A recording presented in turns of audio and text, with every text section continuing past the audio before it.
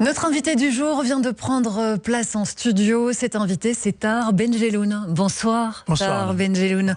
Vous êtes l'auteur de nombreux romans, dont La Nuit sacrée, récompensé par le prix Goncourt en 1987.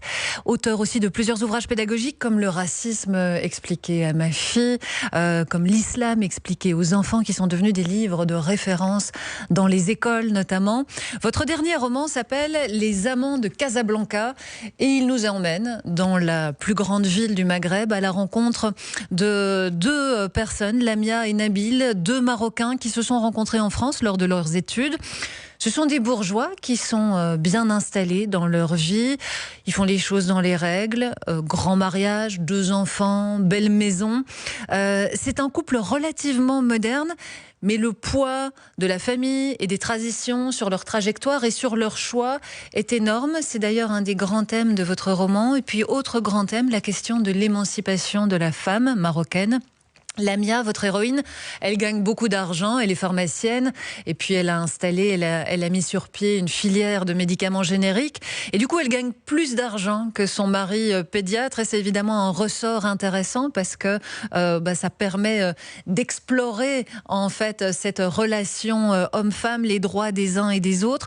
On est vraiment embarqué dans un monde où il y a une tension permanente, Tahar Benjelloun, entre la culture traditionnelle et la modernité, entre la religion aussi, l'islam qui est encore très présent dans la culture marocaine, et puis des mœurs plus libérées, parce qu'évidemment, ces bourgeois de Casablanca, ils sont très influencés par la culture occidentale. C'est vraiment ça que vous aviez envie de dépeindre, cette tension-là qui est encore très présente dans le Maroc d'aujourd'hui? Disons que j'ai voulu parler de ce que je connais le mieux, c'est-à-dire le Maroc, et puis Casablanca, qui est une ville à part.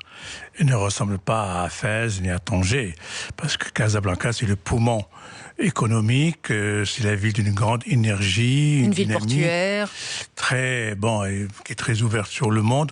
Et en même temps, c'est là où il se passe beaucoup de choses, parce que c'est la première ville qui a mis en train la modernité, entre guillemets, déjà à partir du moment où les Français sont arrivés, ils ont construit beaucoup de choses à Casablanca jusqu'aux années 50 à peu près, et après les bourgeois marocains de Fès sont montés, ils ont pris place dans cette ville, et cette ville est le symbole d'une modernité qui est un pied dans l'Occident et un pied dans la religion et la tradition marocaine ancestrale. Et mon couple, il est vraiment pas déchiré, mais il vit avec ça. Il trouve ça normal de s'habiller le vendredi en djellaba, d'aller faire la prière, et puis peut-être le samedi soir aller chez des copains boire une coupe de champagne, et la femme d'aller faire le pèlerinage à la Mecque, et puis de revenir, et puis aller à une soirée très très arrosée. Enfin, c'est un peu le pouvoir de l'argent, beaucoup d'argent. Ouais. Et surtout, ce qui m'a intéressé, c'est ce phénomène que j'ai constaté sur place, c'est l'émergence d'une nouvelle femme marocaine de Casablanca, qui n'est pas celle de Tanger ni de Fès, parce que elle en veut, elle a de l'ambition, elle se moque des tabous, elle va de l'avant. Vous vous êtes immergé à Casablanca? Elle a beaucoup d'énergie. Vous vous êtes immergé à Casablanca oui, bien sûr, pour écrire ce roman? J'ai été dans des soirées, j'ai été chez des gens, j'ai regardé beaucoup de choses. Et ce personnage féminin m'a beaucoup intéressé parce que c'est nouveau.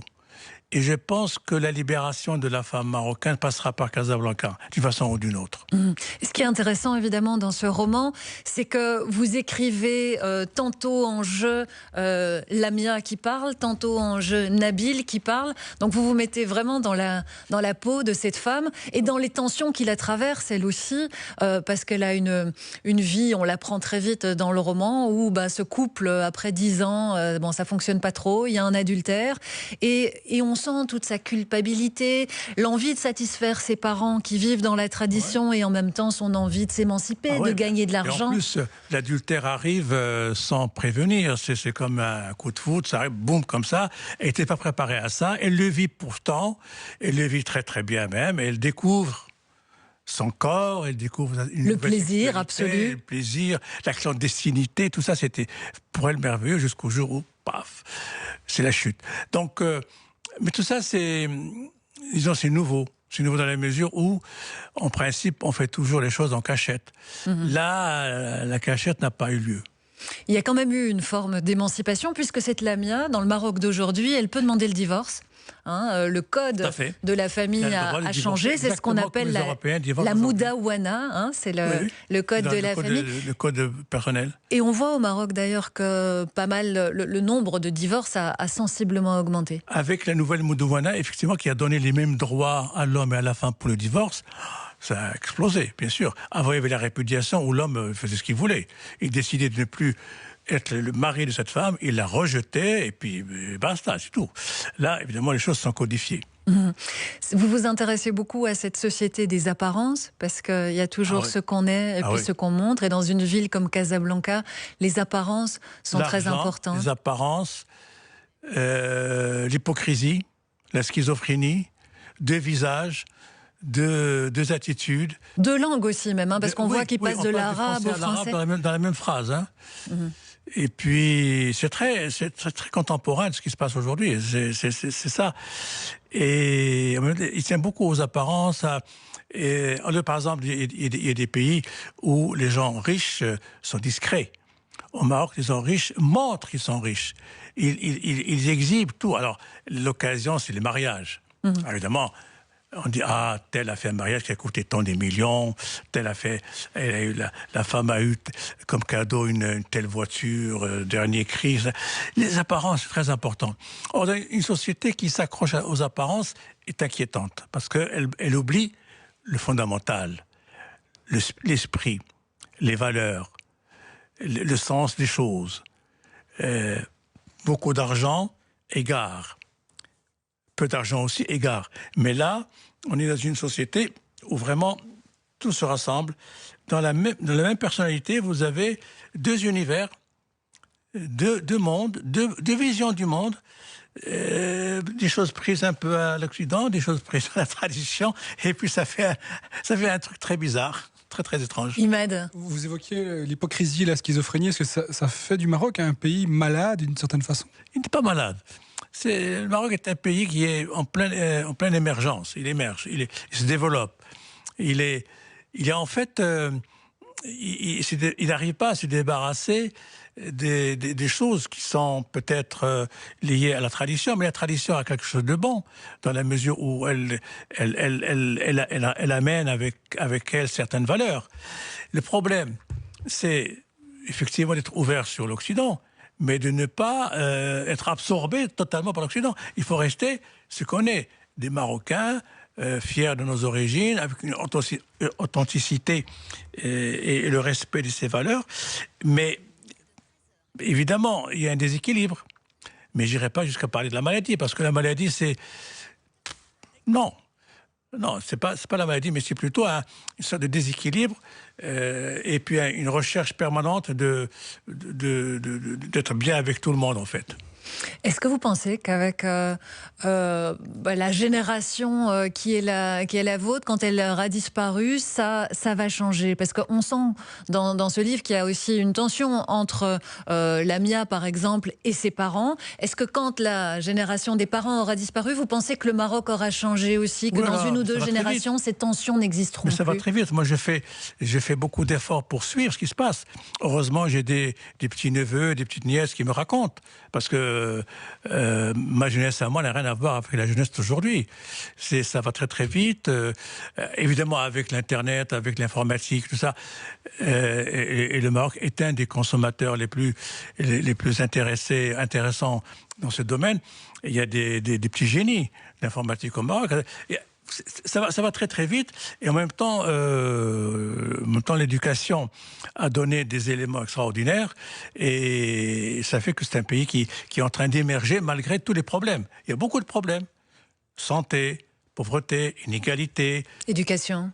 Oui, l'éducation, bien sûr. Et bon, mais ça, ce sont des chantiers qui sont en train d'être plus ou moins réformés, mais c'est pas réussi encore. Le changement est en marche. Ils sont reçus comment, vos livres au Maroc? Enfin, ce livre-là particulièrement, il est reçu comment? Écoutez, depuis que moi j'ai publié, on me pose cette question. Ça fait 50 ans que je me pose la même question, et je dis à chaque fois, ils sont très très bien reçus. Je veux dire par là, je n'ai jamais eu de refus ou de censure. Il y a bien sûr de la critique, c'est évident. Critique. Il n'aime pas. Je vais aller à Casa bientôt pour le présenter et j'ai plusieurs réunions dans des librairies pour voir comment ça va se passer. Mais les Marocains en général n'aiment pas se voir dans les miroirs.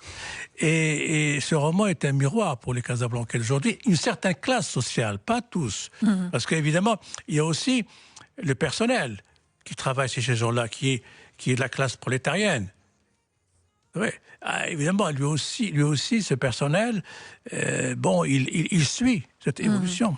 Mais parler des relations sexuelles comme vous en parlez, de manière très directe, parler de l'homosexualité aussi, qui reste un sujet tabou quand même au Maroc, tout ça ne pose pas de problème dans la manière dont ces livres sont reçus. Évidemment, il y a de ma part une vraie prise de position. Je milite pour que 2 articles de loi disparaissent au Maroc, c'est l'article 489 et 490. Celui qui interdit l'homosexualité et celui qui interdit les relations sexuelles hors mariage. Il faut être réaliste. Tous les Marocains font l'amour avant le mariage. Tous. Je dirais, je peux dire même 100%. Mais aujourd'hui, avoir des relations sexuelles quand on n'est pas marié, c'est encore punissable par la loi. C'est-à-dire que tout se fait, mais il ne faut pas se faire attraper. Si vous allez dans un hôtel avec un jeune homme qui arrive avec sa petite amie, l'hôtelier a le droit de lui demander l'acte de mariage de cette femme. S'il n'a pas de mariage, il ne peut pas les recevoir. C'est de l'hypocrisie. Parce que si le Coran lui donne 2 ou 3 billets, elle passe, la fille dans l'hôtel. Ou si la fille prend une chambre à part et le garçon une autre, ils se retrouvent.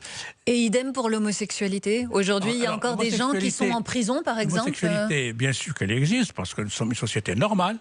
Et dans une société normale, il y a aussi l'homosexualité. Et les vécus...